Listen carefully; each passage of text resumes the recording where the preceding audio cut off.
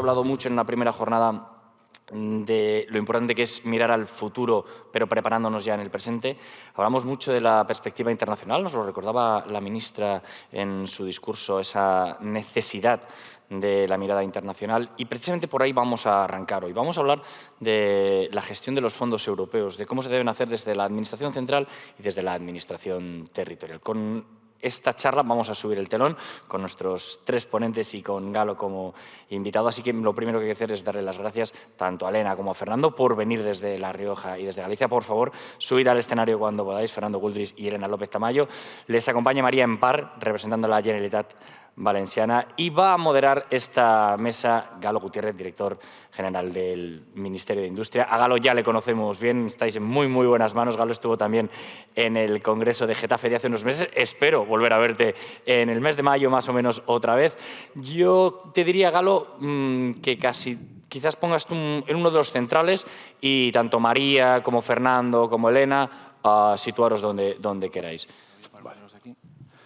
Si te es más cómodo, mira, iba a decirte, Galo, que como nuestros compañeros de realización tienen esta disposición, Galo, si quieres ponerte tú allí y ayudar un poquito, Fernando en un segundo lugar y María, tú vente por aquí. El juego de las sillas, así hemos arrancado. No es verdad que a nuestros compañeros les ayudará para la rotulación, ya que nos ven también a través del streaming.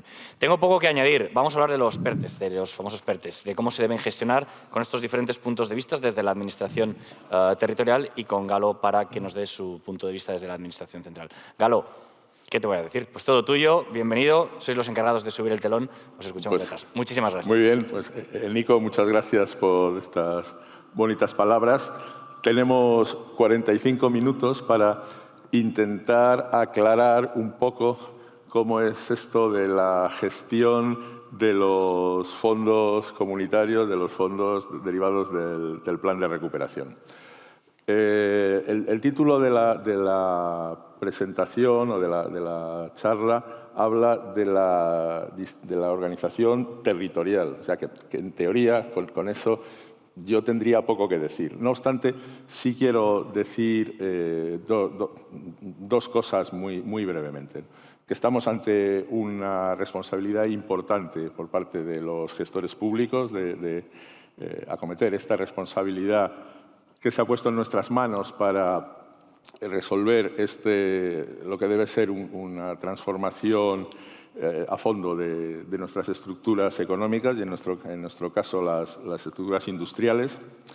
También quiero decir que los proyectos que estamos gestionando los programas que estamos gestionando en la Secretaría General de Industria son fundamentalmente de gestión centralizada por parte del Ministerio. No obstante, todos los que tienen que ver fundamentalmente con pequeñas y medianas empresas se hace de forma descentralizada a través de las administraciones de las comunidades autónomas. Y yo creo que de eso es de lo que podemos hablar. Tengo que decir también que hemos optado para hacer realmente que sea transformador las actuaciones que queremos desarrollar. Pues se ha acuñado un término que no existía antes del decreto 36/2020 de final de diciembre, ¿no? El concepto de PERTE, Proyecto Estratégico de Recuperación y Transformación Económica. Y nosotros hemos optado por esta línea de actuación sabiendo que es difícil, que son procedimientos complicados porque están sujetos a una normativa muy exhaustiva, no solo la normativa comunitaria, sino la propia normativa nuestra de ley de subvenciones y la propia disposición esta a la que me refería, el decreto ley 36/20, pero hemos optado por este tipo de proyectos en cooperación para que haya una elevación del nivel tecnológico e industrial de las pequeñas y medianas empresas que forman parte de estos proyectos, de ahí el nombre de proyecto estratégico. Y pensamos que de este modo se elevará este nivel y daremos los pasos necesarios para esta transformación a la que nos estamos refiriendo. Bueno, pues nos acompañan en el orden que vamos a llevar de aquí para allá Fernando Guldris Iglesias, La verdad es que siempre moderar esta mesa tiene una ventaja, que es que todos son amigos.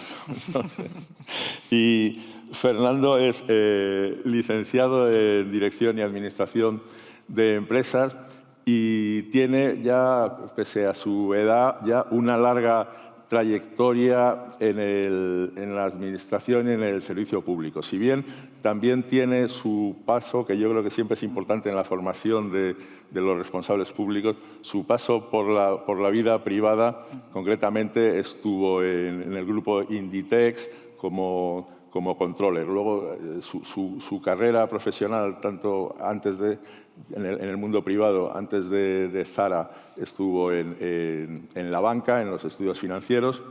Luego fue director de SES Galicia, después fue director general y desde el 20, ¿no? Desde el 20 es el director general del IGAPE, que es el Instituto Gallego de, yo creo por las siglas es el de Promoción Económica, que es quien tiene que coordinar y apoyar las ayudas a las empresas públicas, a las empresas en su ámbito territorial.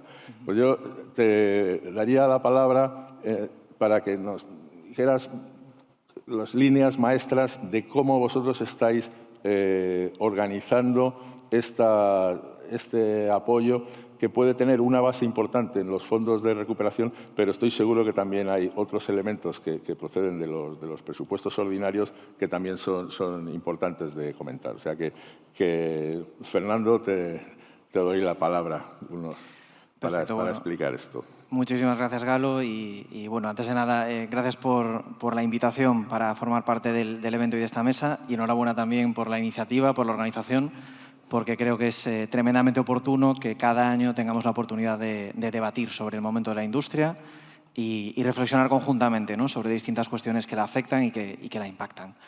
Bueno, nosotros desde la Xunta de Galicia, en lo que tiene que ver con los fondos de recuperación, sobre todo, en el momento en el que todavía había mucha incertidumbre acerca de pues, qué iba a ser esto exactamente, cómo iba a funcionar y cómo se iba a articular, intentamos ponernos a trabajar inmediatamente en varios frentes para que desde la parte que nos tocaba a nosotros, sobre todo, fuésemos lo que debe ser toda administración pública, ¿no?, que es un elemento facilitador para que esos proyectos y esas iniciativas privadas se puedan llevar a cabo.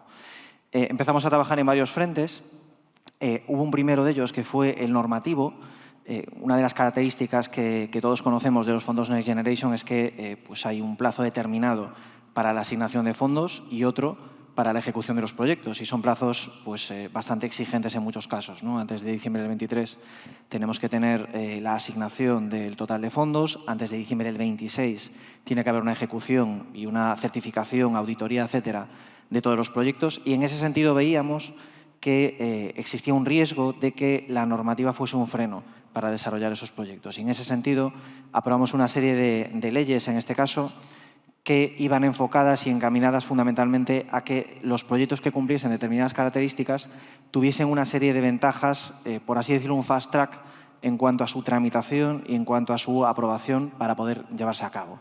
Aprobamos la Ley de Simplificación Administrativa y ahí básicamente lo que regulamos o lo que establecemos es una serie de figuras por las cuales, si un proyecto de inversión cumple unas determinadas características, pueda tener, como comentábamos, pues una serie de ventajas en cuanto a acortar tiempos de tramitación para que sea más fácil pues que se puedan llevar a cabo y que no sea un freno, como comentamos, estos tiempos, junto con los tiempos de los fondos de recuperación. Adicionalmente, y en cuanto a un poco gestión y organización, creamos una comisión interdepartamental que está formada por todas las consejerías de la propia Xunta de Galicia y por dos direcciones generales, una de ellas la del propio IGAPE, que tiene como objetivo pues, establecer una coordinación de todo lo que tenga que ver con la gestión de los fondos de recuperación y, por otra parte, trabajar con el sector público, por supuesto, pero también con el tejido productivo y el tejido privado, para precisamente intentar crear una agenda o una cartera de potenciales proyectos que encajasen dentro de lo que los fondos de recuperación iban a apoyar, para intentar que, de alguna forma, por una parte, tuviésemos una cartera bien alineada con los objetivos europeos y, por la otra, para ser capaces de orientar a cada uno de esos proyectos para que bueno, pues pudiesen ver la luz, ¿no?, y pudiesen hacerse realidad. Gracias a eso, la verdad es que conseguimos articular una estrategia muy completa ya en aquellos primeros momentos, en aquellos primeros meses, cuando todavía había bastante incertidumbre sobre muchas cuestiones relativas a los fondos. La dimos a conocer y se la trasladamos al propio Gobierno central. Como trasladaba Galo, se fueron concretando varios aspectos de la gestión. Bueno, pues efectivamente, en el caso de industria, los fondos se centralizaron en el propio Ministerio y eso, bueno, pues ya exigía algo en lo que ya había que trabajar per se, que era una adecuada coordinación, una adecuada comunicación, pero había que redoblar, ¿no?, si cabe, los esfuerzos. Y a partir de constituir esta comisión interdepartamental, de modificar esta normativa y de configurar esta cartera de proyectos, lo que hemos venido haciendo es intentar de alguna forma orientarlos y acompañarlos adecuadamente. En el propio IGAPE creamos una oficina que hemos venido a llamar de proyectos tractores, que lo que busca es intentar asesorar y acompañar al tejido productivo en que a cada proyecto le podamos encontrar de alguna forma la mejor vía para encontrar los apoyos que mejor encajen con aquello que quieren hacer. Y esto, que puede parecer muy de perogrullo, en realidad, bueno, pues en un contexto en el que tenemos un volumen de fondos muy importante, tenemos un volumen de convocatorias también muy relevante y muchas de ellas vienen a intentar ayudar a cuestiones o a partes particulares de un proyecto, pero quizá no al proyecto como un conjunto, se hacía muy necesario, ¿no? Ayer escuchamos a la ministra en la inauguración decir que muchas pymes, muchas empresas le preguntaban: oye, ministra, ¿qué ventanilla presentó esto? Bueno, pues esa pregunta, que es muy recurrente y que pues, nos llega a todos, intentamos dar la mejor respuesta posible. En ese sentido, pues hemos intentado hacer partícipes, evidentemente, pues al propio Ministerio de Industria y otras administraciones públicas de esos proyectos y, entre todos, intentar ayudarles y acompañarles a encontrar pues, la mejor solución a cada uno de ellos, ¿no? ¿Dónde está el gran riesgo en ese sentido? Bueno, hemos conseguido, como comentábamos, configurar una cartera muy relevante. En la parte privada, si solamente pensamos en industria, en proyectos industriales que tengan capacidad de dejar una huella relevante, estamos hablando pues, de más de 4.700 millones de euros de potenciales inversiones. Hay muchas de ellas que son proyectos pues, que vienen a reforzar muchos sectores estratégicos de la comunidad. Tenemos, por ejemplo, un proyecto que vendría a proponer la creación de una fábrica de fibras textiles a partir de biomasa forestal, de biomasa certificada gallega, que de alguna forma viene a intentar cerrar el círculo en el sector textil. Es uno de los sectores pues, que más agua consumen, por ejemplo. Sus procesos productivos pueden llegar a tener un impacto importante en el medio ambiente y el proyecto pues, propone precisamente descarbonizar e incorporar muchos elementos de circularidad a este sector. Es un proyecto pues, de unos 800 millones de euros de inversión que podría generar de forma directa más de 2.000 puestos de trabajo, pero que más allá de estos impactos, que son muy relevantes, puede, insistimos, en un sector que para nosotros es muy relevante, teniendo pues un tejido empresarial textil muy importante, ayudarnos a ser todavía más competitivos como territorio. Junto a él, bueno, pues tenemos potenciales proyectos como, por ejemplo, fabricación de grafito para para baterías, entre otras cuestiones de automoción. Tenemos proyectos de generación de fertilizantes, biometano, biogás a partir de residuos ganaderos y agrícolas. En fin, hay una cartera muy interesante de proyectos y el verdadero riesgo es encontrar, como comentábamos, ese encaje óptimo, en este caso, para cada uno de los proyectos y que si bien alguno de ellos se va a llevar a cabo y el hecho de acceder o no a ayudas pues puede impactar en que sea más o menos rentable o en que el payback sea mejor o peor, hay otros que sí que de alguna forma pues el número da o no da, por decirlo claramente, en función de las ayudas que consigan captar, ¿no? Y el reto está en que ninguno de esos proyectos se nos caiga. Ahí hemos creado una sociedad público-privada junto con el tejido empresarial que busca conceptualizar y buscar socios para algunos de estos proyectos. Nos está dando un resultado muy, muy satisfactorio y el reto, como comentaba, está pues, en este tiempo que nos queda, precisamente hasta diciembre del 23, entre lo que ofrece el Fondo de Recuperación y las otras opciones que podamos encontrar pues, con fondos de cohesión o con todo el contexto europeo que está al margen de Next Generation, conseguir que, bueno, pues que encontremos, ¿no?, esa ventanilla adecuada o ese encaje perfecto para estos proyectos y es en lo que estamos trabajando ahora mismo de forma muy, muy intensa. Vale. Pues muchas gracias, Fernando. Y además es verdad que siempre que aparecen estos proyectos importantes, pues tratamos de coordinar las actuaciones y ver cómo entre unos y otros podemos acompañar a esas inversiones. Bueno, pues nos acompaña Elena López Tamayo. que viene de representación del Gobierno de La Rioja. Elena es ingeniera industrial, también ha hecho un MBA, y su puesto actual también denota la importancia que el Gobierno de La Rioja le da al plan de recuperación, porque ella es directora técnica del plan de transformación. Con anterioridad, toda su etapa de servicio público, ella ha sido secretaria general de la Consejería de Desarrollo, y su carrera profesional se ha desenvuelto alrededor del apoyo a la I+D y al desarrollo industrial. Elena, te doy la palabra porque además tengo interés personal en saber cómo habéis diseñado esta oficina técnica para el plan. O sea que, Elena, adelante. Muchas gracias. Bueno, buenos días a todos. Gracias por la oportunidad de estar aquí y contar lo que hemos hecho en La Rioja, que bueno, yo creo que es una experiencia distinta y, como todo, pues tiene sus aprendizajes y al final de la etapa pues, bueno, pues podremos obtener conclusiones claras. Lo que nosotros percibimos cuando se empezó a hablar del fondo de recuperación, de los fondos Next Generation, es que era una oportunidad que no podíamos dejar pasar. Iba a haber una cantidad de dinero que nunca se había visto y era una oportunidad para transformar el tejido productivo de nuestra comunidad autónoma y que este tejido productivo pudiera impulsar su desarrollo y su competitividad en muy poco tiempo, lo que en condiciones normales, y si todo hubiera sido, y si todo está bien y no hay ninguna crisis de por medio, ocurre en un periodo de tiempo mucho mayor. En aquel momento yo recuerdo que había una gran incertidumbre, no estaba el Plan España Puede redactado, no se sabía cómo se iban a articular los fondos.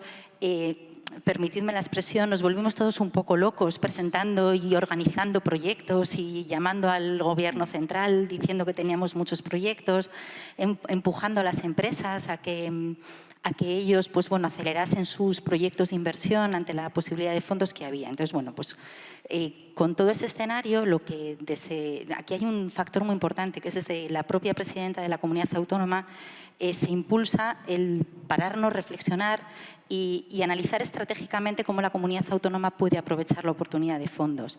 Efectivamente, somos una comunidad muy pequeña, que en muchos casos eso supone una desventaja competitiva, pero para la planificación estratégica es más sencillo, porque conocemos muy bien al tejido productivo, el contacto con las empresas es diario, sabemos cuáles son los problemas sectoriales y podemos encontrar rápidamente las oportunidades de crecimiento y en las que apostar. Y eso es lo que hicimos. Lo que hicimos fue diseñar 4 proyectos muy grandes, y me refiero que son proyectos sistémicos que afectan tanto a la industria como al sector turístico, como a la generación de conocimiento. Y son proyectos que se basan en ventajas competitivas que tenemos como comunidad autónoma. Somos una comunidad autónoma pequeña pero muy industrializada. Es la segunda comunidad autónoma en el que el porcentaje del Producto Interior Bruto es el más alto de España. Estamos en cifras en industria manufacturera, para que se hagan una idea, en torno al 23% del peso de nuestro valor añadido bruto. Con lo cual ahí teníamos una oportunidad de crecimiento. Y además son vectores, claro, tenemos el sector agroalimentario y toda su cadena de valor, en la que incluye el sector de transformación de envases. Para nosotros es un sector estratégico clave, con presencia de todos los subsectores del envase. Tenemos evidentemente nuestra industria agroalimentaria con una presencia importantísima del sector vinícola, somos un referente mundial en producción de vinos, y luego tenemos peculiaridades como que los primeros escritos en lengua española están en la comunidad autónoma, es algo que no se ha aprovechado nunca. Bueno, teníamos una serie de cualidades que nos permitían trabajar de una manera diferente. Y como digo, diseñamos 4 proyectos muy grandes que implicaban al sector privado, implicaban al sector público, hacían que la labor de coordinación fuese muy importante. Y bueno, pues nos pusimos manos a la obra. Claro, eso desde una consejería es muy difícil de gestionar porque, como digo, tenemos industria, tenemos turismo, tenemos conocimiento, tenemos embellecimiento de los municipios para el enoturismo, tenemos múltiples palancas que activar que desde una consejería es muy complicado. Con lo cual se decidió y se hizo una apuesta muy arriesgada por reestructurar el Gobierno, y las personas que dirigíamos la Consejería de Desarrollo Autonómico salimos de ahí. Y se generó lo que es, bajo el liderazgo de la presidenta, la Delegación para el Plan de Transformación. Esto que supone que tenemos la responsabilidad de planificar, coordinar y diseñar todas esas actuaciones que nos van a permitir aprovechar los fondos de recuperación para la transformación de nuestra comunidad autónoma. Además, insisto mucho, es transformación. Queremos transformar de manera radical lo que está ocurriendo en la comunidad autónoma y actuando en múltiples palancas, con lo cual imagínense la complejidad que tiene el tema. Y además nos metemos en una reorganización en todos los niveles porque se genera esta delegación de la presidenta que actúa de una manera transversal en una organización como son las administraciones públicas absolutamente verticales y tenemos que actuar de esa manera. Entonces, bueno, pues se genera la delegación. Además de la delegación hay una comisión delegada del Consejo de Gobierno en Asuntos Económicos en la que participan el consejero de Hacienda, consejero de Desarrollo, consejera de Agricultura y Sostenibilidad como palancas de desarrollo y a partir de ahí se activan múltiples equipos de trabajo con directores generales de todas las consejerías para desplegar las ciento y muchas actuaciones que todos esos 4 proyectos tienen.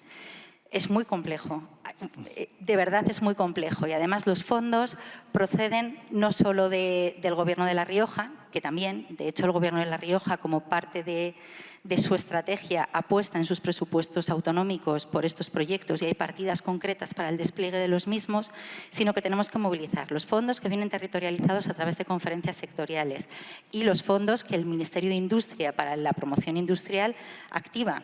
Y además tenemos siempre la gran esperanza de los PERTE, que en nuestro caso tiene mucha importancia porque estamos actuando en el sector agroalimentario y toda su cadena de valor, con lo cual el PERTE agroalimentario, con los proyectos que se movilizaron en su inicio, cuando estábamos viendo que tenían las empresas, pues tiene especial relevancia. Entonces, esta es la gran complejidad que, bajo mi punto de vista, tiene la gestión de esta gran oportunidad que estamos viviendo todos. ¿Cómo somos capaces de aprovechar en el desarrollo y en la transformación de las comunidades autónomas las oportunidades de financiación que tenemos, que siguen teniendo las estrictas reglas, como no puede ser de otra manera, de cumplimiento de las normativas europeas y de nuestra legislación de subvenciones? Comentaba Fernando que ellos han articulado un tema de proyectos especiales para acortar los procedimientos administrativos. Nosotros lo teníamos en marcha. Los llamamos los PIER, los proyectos de interés estratégico regional, y evidentemente todo proyecto grande de inversión que entra le animamos a que presente su solicitud de PIER para acompañarlo. Luego, bueno, como vamos a seguir charlando, podemos comentar cómo acompañamos a las empresas y cómo trabajamos con la PYME, que yo creo que también tiene su importancia. Muy bien. Pues muchas gracias, Elena. Y la tercera representante en la mesa es Empar Martínez Bonafé. Ella es, esto sí lo tengo que leer porque yo la tenía, secretaria autonómica de Economía, pero no, es de Economía Sostenible, Sectores Productivos, Comercio y Consumo. Y Empar es secretaria autonómica desde hace unos meses. Antes era la directora general, yo tenía mucho trato con ella, directora general de Industria y Energía, al menos. Y Empar pues también tiene un perfil parecido al de los otros miembros de la mesa. Tiene una parte de responsabilidad pública en la administración, o sea, en estos gobiernos, ya digo, secretaria autonómica, directora general, con anterioridad estuvo en la Consejería de Hacienda, pero antes de este trabajo público, ella ha estado siempre muy vinculada al emprendimiento y a la economía social. Lideró determinados proyectos y empresas de ese tipo. Yo quiero que, y además también, pues desde el punto de vista industrial y de población, etcétera, pues es muy diferente a La Rioja y también a Galicia. Entonces, yo creo que nos puede dar una imagen de cómo ven ellos esta oportunidad de los fondos de recuperación. O sea que, Empar, cuando quieras. Gracias, Galo, director, y gracias a la organización también por darnos la oportunidad de compartir este espacio y de presentar o compartir con todos ustedes también el trabajo que hemos hecho en la Generalitat Valenciana y cómo hemos entendido esta gran oportunidad a la vez que responsabilidad, que es algo que se ha repetido a lo largo desde ayer y hoy. La verdad es que es cierto, tenemos una grandísima responsabilidad, ¿no? Yo también creo que siempre es una responsabilidad compartida con la iniciativa privada y que es muy importante que la iniciativa privada esto lo tenga claro, porque o tenemos ese empuje o por mucho que las administraciones hagamos, difícilmente esto realmente se materializaría, ¿no? Y ese es el espíritu con el que trabajamos. Sí, intentando ser breve, pero voy a remontarme, fijaos, a la pandemia. Cuando durante el COVID yo creo que tuvimos la parte positiva, fue identificar las capacidades industriales instaladas y las capacidades científicas que teníamos en nuestro territorio y en general en España. Y además la voluntad de cooperación. Yo creo que algo que llevamos tiempo hablando, que si la cooperación universidad-empresa, que si la cooperación interempresarial, que es, bueno, pues en ese momento se hizo patente que si puedo hacer algo lo hago y resulta que yo sé hacer X, ¿no? Recuerdo cuando decías lo del consumo de agua en el sector textil, pues bueno, una empresa destacada en ese sentido, que inmediatamente inventó un sistema para la sanitización de las máscaras, etcétera, ¿no? Bueno, pues eso nos sirvió, como digo, ese momento para identificar unas capacidades que estaban ocultas, que a veces ni las propias empresas conocían. Cuando el Gobierno de España afronta, ¿no?, el reto de la salida de la pandemia con un fuerte estímulo económico que venía bueno, impulsado por estos fondos europeos, ya nuestro presidente en agosto nos dijo: ya estáis identificando proyectos, preparando proyectos, porque tenemos una oportunidad y esto se ha de aprovechar, ¿no? Pero a partir de ahí, o sea, inmediatamente yo creo que hubo otro, para mí, pistoletazo de salida, que fue la llamada MDIs, que hicisteis desde industria.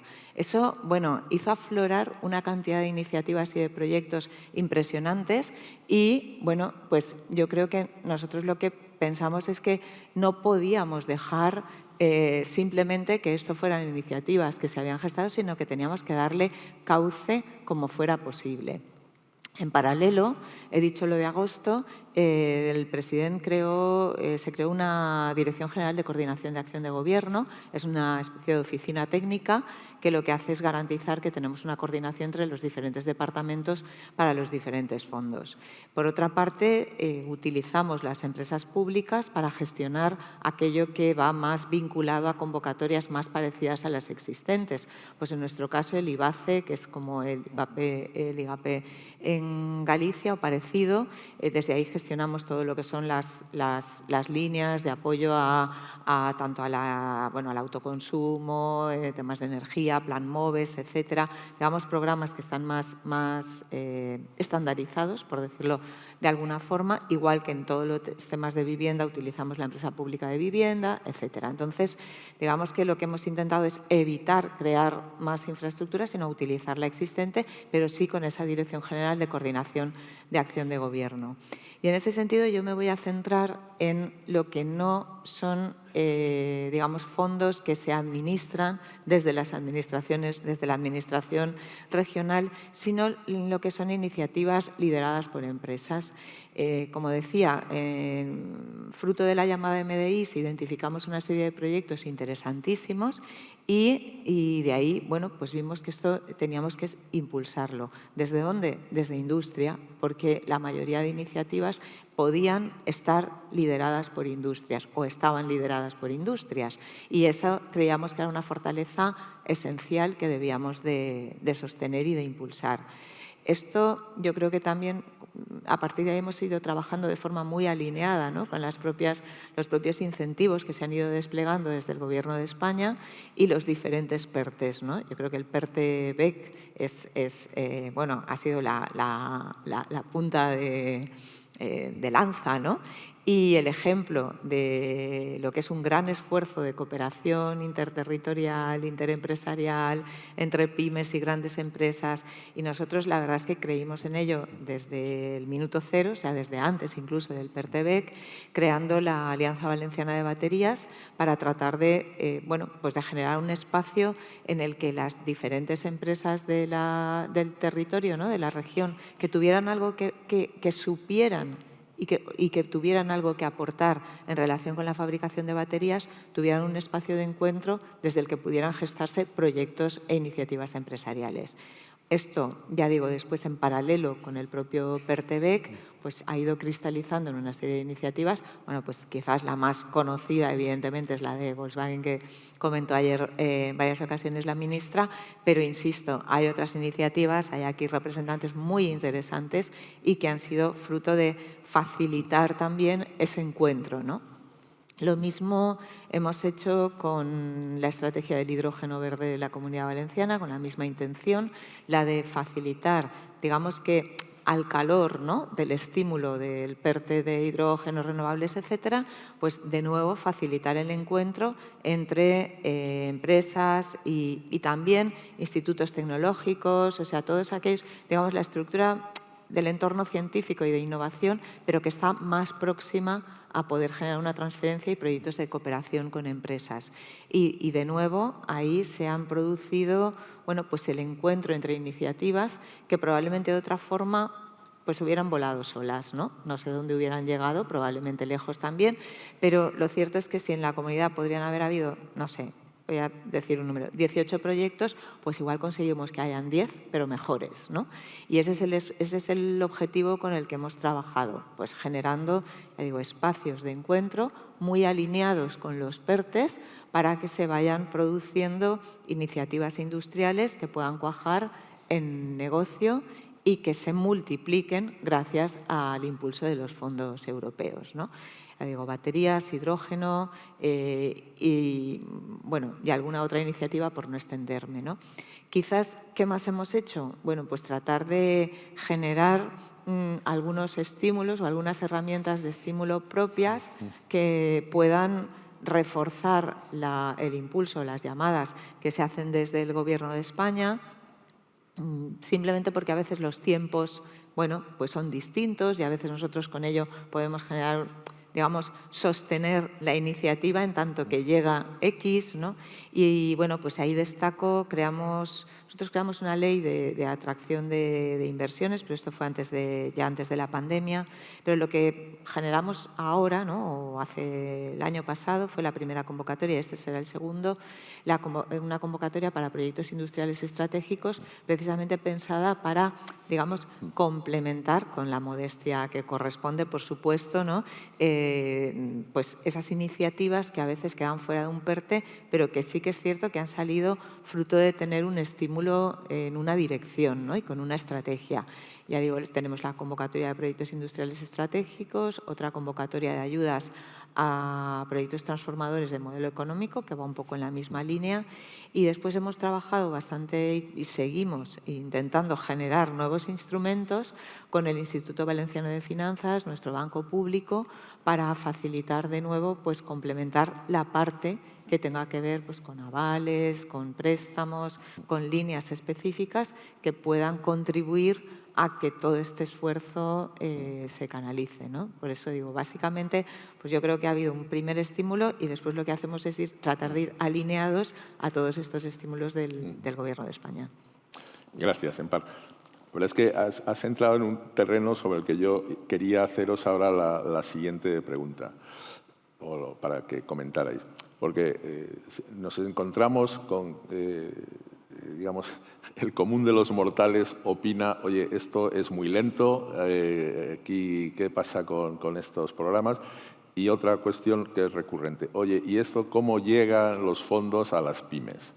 Entonces, en esta línea quería preguntaros cómo vosotros estáis diseñando, porque claro, para mí cuando se habla de pyme, es que si no llega a las pymes, como dicen los matemáticos, es que tiene que llegar por reducción al absurdo, porque todos son pymes. Entonces, si no llega a las pymes, es que no llega.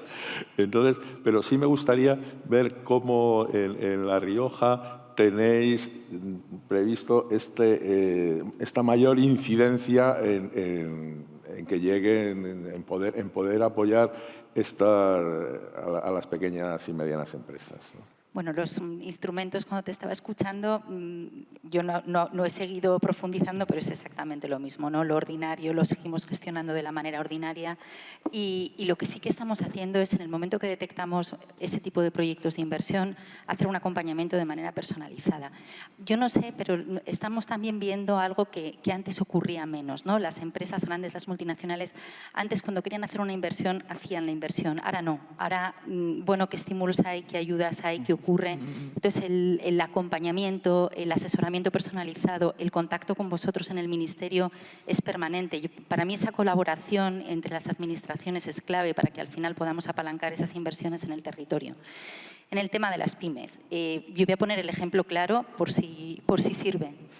Nosotros teníamos que llegar a través de nuestro proyecto Enoregión, tiene varias dimensiones. Una parte es la modernización de la industria vitivinícola, porque es una industria.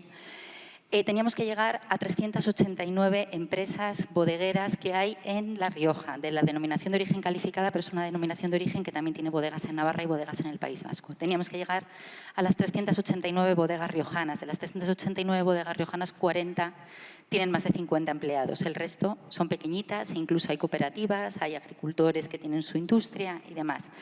Claro, la multitud de fondos y de oportunidades que hay de inversión y que tienen apoyo público es enorme y además cada día es mayor, ¿no? Diferentes convocatorias, diferentes ministerios, fondos que llegan a la comunidad autónoma, fondos propios. Teníamos que ir una a una y contarles cuál era las oportunidades que ellos tenían, porque esto parte también para que se consiga realmente la transformación de que estas empresas aceleren sus planes de inversión. Al final teníamos claro que había que ir al territorio y que nosotros no teníamos capacidad dentro de la Administración de hacerlo. Teníamos que contratar profesionales que fueran capaces de hacerlo. Licitamos una asistencia técnica y pusimos en marcha un servicio personalizado para estas bodegas que lo llamamos los enoagentes. Tenemos 10 agentes en el terreno que van con un dossier que preparamos nosotros en colaboración con ellos y está en permanente actualización a medida que van surgiendo convocatorias. No solo plasmamos convocatorias, sino también plasmamos oportunidades que sabemos que van a ocurrir. Por ejemplo, hay convocatorias que sabemos que van a ser convocadas, valga la redundancia, y que no están, pues bueno, que ellos vayan pensando y vayan pudiendo preparar los proyectos. Pero esto no consiste en ir con un dossier de ayudas, que eso a través de las agencias de desarrollo lo tenemos todos, y decir, esto es lo que hay, usted mire a ver lo que le interesa. No, esto consiste en ir a la empresa, sentarse con el empresario, con el bodeguero en este caso, con los diferentes tipos que hay. Hay cooperativas, hay pequeños, hay grandes, hay multinacionales, hay de todo. Y entender cuáles son sus planes estratégicos, cuáles son sus planes de comercialización, se quieren internacionalizar, no se quieren internacionalizar, temas de sostenibilidad, qué es lo que tienen. Y en base a eso es cuando se les puede hacer y dar un asesoramiento directo con ese dossier de oportunidades de financiación que existe. Se deja el dossier en la bodega y siempre hay un contacto permanente para poder retroalimentar lo que está ocurriendo. El contrato finaliza este mes, si no me equivoco, tenemos conclusiones claras. Hemos sido capaces de llegar a 336 de las 389 bodegas. En las que faltan hay algunas que están próximas a su cierre, otras pues directamente son muy pequeñas y no dan feedback. Pero bueno, de esas bodegas a las que hemos llegado, tenemos monitorizado el 80% del volumen de facturación, el 80% de empleo, con lo cual tenemos un pulso del sector muy claro y muy real acerca de lo que les interesa. Y lo que les interesa es precisamente para lo que hay convocatorias, les interesan muchísimo los temas de sostenibilidad. Para ellos, antes incluso de la subida de los costes energéticos, la optimización de los costes productivos es muy importante, pero además con unas características de sostenibilidad que el consumidor demanda, porque sobre todo en los mercados del norte de Europa se exigen unas etiquetas de sostenibilidad de los productos desde la vid hasta el último eslabón del canal de comercialización. Con lo cual, eso nos permite asesorar de manera directa.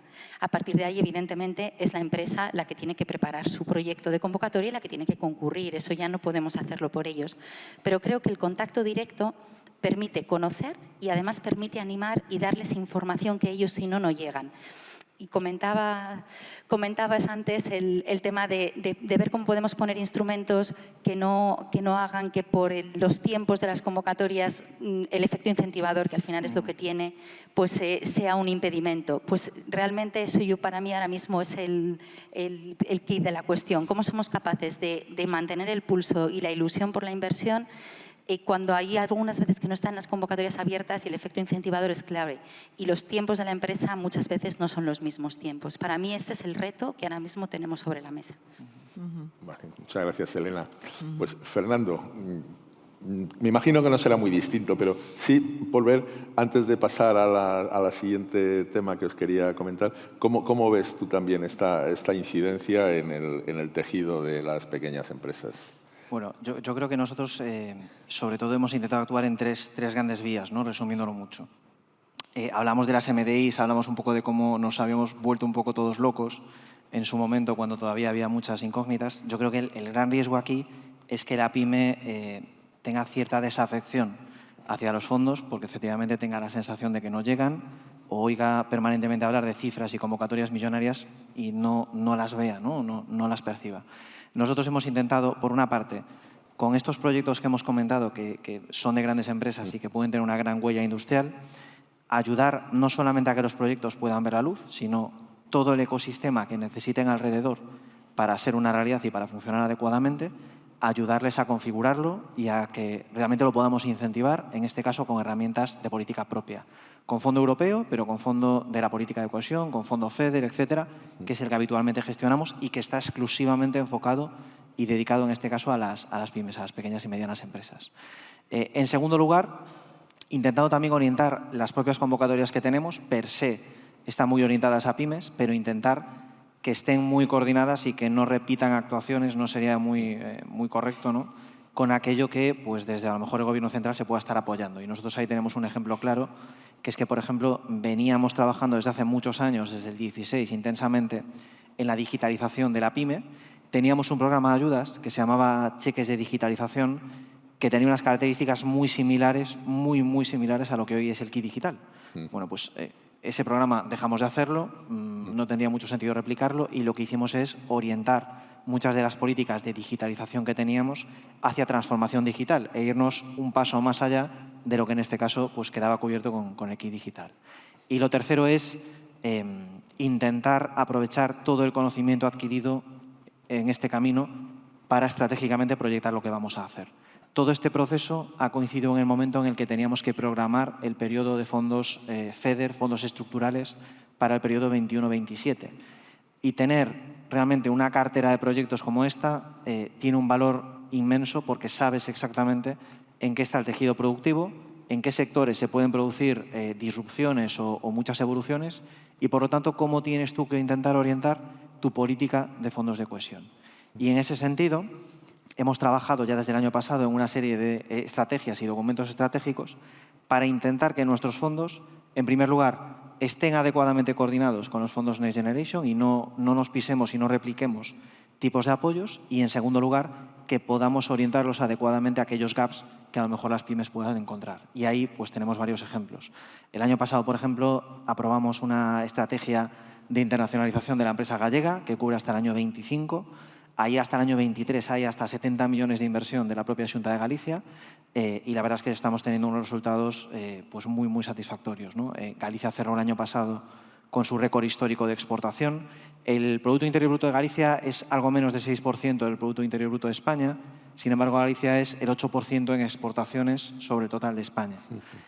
Superamos por primera vez la barrera de los 25.000 millones de euros, pero sobre todo teníamos una base exportadora, es decir, las empresas que habitualmente cada año exportaban, del entorno de las 7.100, 7.200 empresas, y el año pasado conseguimos cerrarlo en casi 9.400, que es un incremento porcentualmente muy relevante, y ahí en parte se logró porque pusimos muchos esfuerzos en ayudar a muchas pymes que habitualmente no lo hacían a apoyarse en herramientas digitales para ser capaces de llegar a mercados internacionales. Igual que hemos hecho eso, venimos a aprobar también una agenda para apoyar a startups, también un poco en el marco de la nueva normativa. Ayer se habló de ello también, que bueno, pues se acaba de aprobar en el Congreso, en este caso, una normativa que viene también a regular todo el entorno que tiene que ver con las startups. Ahí vamos a invertir en los próximos 2 años 15 millones de euros también para intentar conseguir pues acelerar a 200 startups, que se generen 600 empleos ligados a estas startups, o que se alcance una cifra de facturación de 70 millones. Acabamos de aprobar también una estrategia, por ejemplo, específica para el sector naval, y esta sí es una estrategia que nace ya desde el principio con el objetivo de coordinarse con el PERTE naval y de intentar pues, cubrir aquellos gaps que a lo mejor el PERTE naval pueda no cubrir, para trabajar en diversificación, para trabajar en el potencial que hay en eólica marina desde nuestro punto de vista con las capacidades instaladas de los astilleros y para también intentar diversificar la vida del buque. Ahí hemos colaborado mucho con PIMAR, que ha sido un agente muy, muy relevante para poder identificarla y que, en definitiva, busca también que la pyme pueda tener un impacto relevante y se pueda beneficiar de aquellos proyectos que a lo mejor las más grandes estén pensando, intentando desarrollar. Se trata, yo creo que en definitiva, de completar huecos donde puedan no llegar el resto de los fondos y de aprovechar toda la información y todo el conocimiento adquirido para que estratégicamente lo que diseñes esté adecuadamente enfocado hacia ellas. Vale, vale. Gracias, Fernando. Estamos ya casi en el límite, pero vamos, una de las ideas que yo saco es el profundo conocimiento que tenéis de vuestra realidad. O sea, cuando habláis de miles de empresas, son 3.000 y tal, pues es que casi le ponéis cara. A mí, para terminar, os diría que brevemente expusierais qué creéis vosotros o qué pensáis que deberíamos hacer nosotros desde la Administración General del Estado para coordinar o para ayudar en la implementación de estas políticas. Porque al final todos actuamos sobre el mismo territorio y nuestros objetivos, con independencia del color de los gobiernos, son los mismos. O sea, mantener las capacidades industriales, las capacidades productivas. Entonces, ¿cuál sería, diga, oye, pues esto no está bien o esto se podría mejorar o creo que podríamos ir en esta línea? Brevemente, porque ya estamos casi fuera de tiempo. Ya, bueno, yo creo que es el esfuerzo que estáis haciendo y es el intentar ser todo lo ágiles que se puede en la gestión de las convocatorias y todo lo flexible que te permiten los marcos normativos, ¿no? Porque yo antes iba a decirlo y me permito medio minuto, creo que es fundamental cuando hablamos de pymes, lo que has dicho, conocer el territorio. Para nosotros no es lo mismo la realidad de las pymes que están fabricando chips fotónicos que las realidades de las pymes del sector del mueble y que a lo mejor con un proyecto de simbiosis industrial pueden avanzar en otro sentido. Por poner dos ejemplos radicalmente distintos, o de espacio y de... Entonces, creo que esa adaptación a la diversidad de las diferentes realidades la podemos conocer un poco mejor en los territorios. Creo que el esfuerzo de tener vuestra puerta abierta para conocer bien las realidades de los territorios y las propuestas que a lo mejor nosotros podemos, no voy a decir filtrar, pero sí de alguna forma garantizar que se pueden conocer bien de verdad lo que significan, yo diría eso y la flexibilidad máxima, que veo que me estoy quedando sin tiempo. Gracias. Pues sí, Elena. Estoy de acuerdo. Por añadir algo, yo intentaría reducir al máximo la incertidumbre. Si somos capaces de que las empresas que tienen pendiente la ejecución de inversiones tengan una idea de los tiempos que manejamos todos, les ayudamos a la toma de decisiones.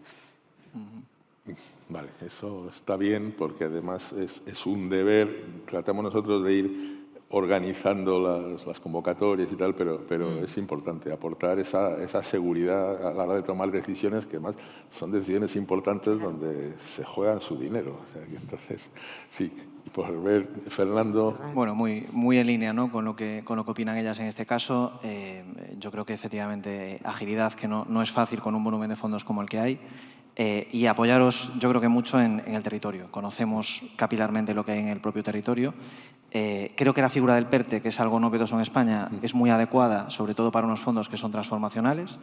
Ahí se exige, por ejemplo, que las pymes tengan un papel determinado y un peso en cada uno de los proyectos. Yo creo que el reto es conseguir que aquellos PERTEs o aquellas convocatorias dentro de PERTEs que a lo mejor han dejado fuera algún proyecto relevante del sector o que a lo mejor hay algún proyecto que, como comentaba, no acabe de encontrar un acomodo, que entre todos seamos capaces de dar con fórmulas donde efectivamente sí que puedan encontrar una vía y que España, al final, en este contexto de grandes oportunidades que todas las comunidades autónomas vemos, bueno, pues no dejemos escapar ninguno de estos proyectos para que puedan ser una realidad, porque será por el bien de todos. Muy bien, pues muchas gracias. La verdad es que me ha parecido muy interesante conocer vuestra visión, sobre todo que seamos capaces de trasladarlo Y sin más, porque estamos ya en time out, yo os pediría un aplauso para los miembros de la mesa y ya